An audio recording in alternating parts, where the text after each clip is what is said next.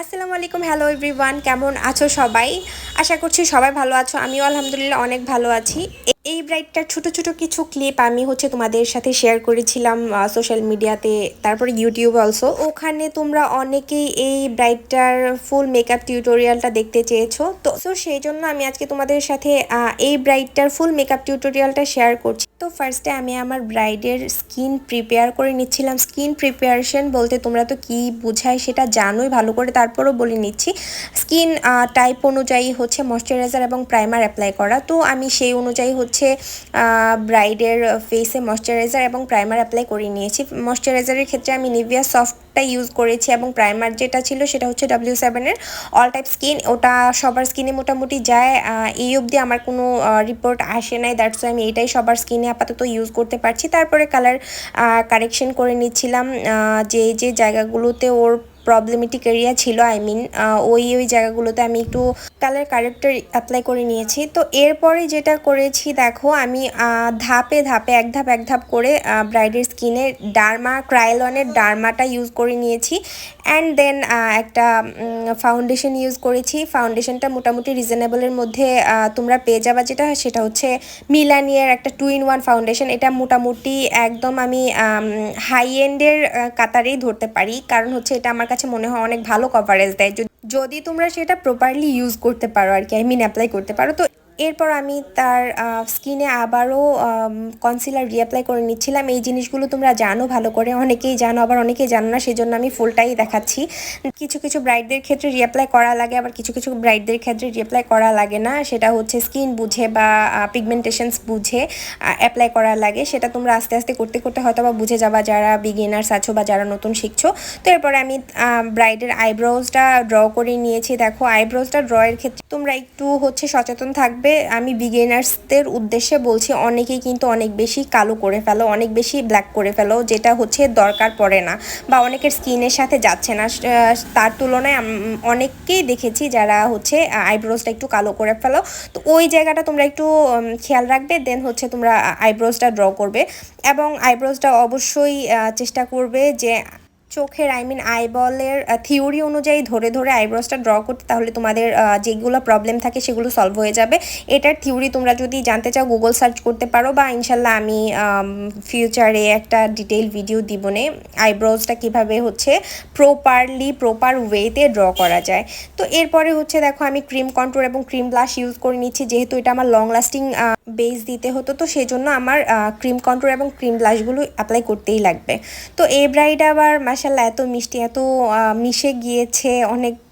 আমার পার্সোনালি ওনাকে অনেক পছন্দ হয়েছে, শুধুমাত্র উনি খুব মিশুক, এত মাশাল্লাহ অনেক কথা বলে, অনেক প্রিটি অলসো। তোমরা ফুল ভিডিওটা খেয়াল করলে দেখতে পারবে, মাশাল্লাহ অনেক কথা বলে। তো এই তো আমি ক্রিম ব্লাশ অ্যাপ্লাই করছিলাম, তার ফাঁকে দিয়ে আমি আমার একটা অ্যানাউন্সমেন্ট বলি যে আমরা কিন্তু চলতি জুন এবং সামনের জুলাই মাসের বুকিং নিচ্ছি। তোমরা যারা সামনে কোনো স্পেশাল ডে আছে, তোমরা কিন্তু তাড়াতাড়ি স্লটগুলো বুক করে ফেলতে পারো, কেননা স্লটগুলো আলহামদুলিল্লাহ অনেক দ্রুতই আমাদের বুক হয়ে যাচ্ছে।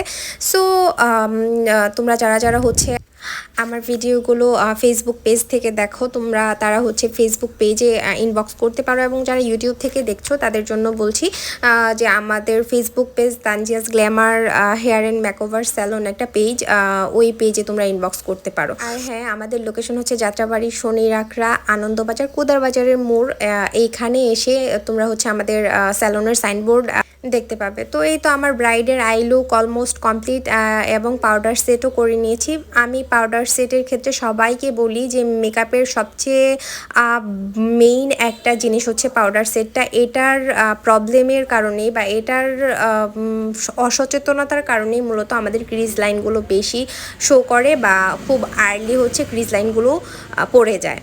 তো সেই জন্য তোমরা পাউডারটা একটু সিনসিয়ারলি সচেতনভাবে খুবই ভালো করে পাউডারটা সেট করবে। আমি দেখো একবার পাউডার সেট করেছি, তারপরে আমি সেকেন্ড টাইম রিঅ্যাপ্লাই করি অলওয়েজ। পাউডারটা সেটের ক্ষেত্রে আমি এটা এজন্য করি যে যাতে ফার্স্ট টাচে হয়তো বা একটু আই লুকটা করার পরে হয়তো বা একটু পাউডারটা সরে গেছে বা যাবে, ওই জন্য আমার মনের খুঁত দূর করার জন্য আমি মূলত 2বার অ্যাপ্লাই করি। আলহামদুলিল্লাহ আমি 1বার অ্যাপ্লাই করলেও আমার ক্রিজ লাইনগুলো এত তাড়াতাড়ি হচ্ছে শো করে না। তো এই তো আমার ব্রাইডের look almost complete, eye look mainly almost complete.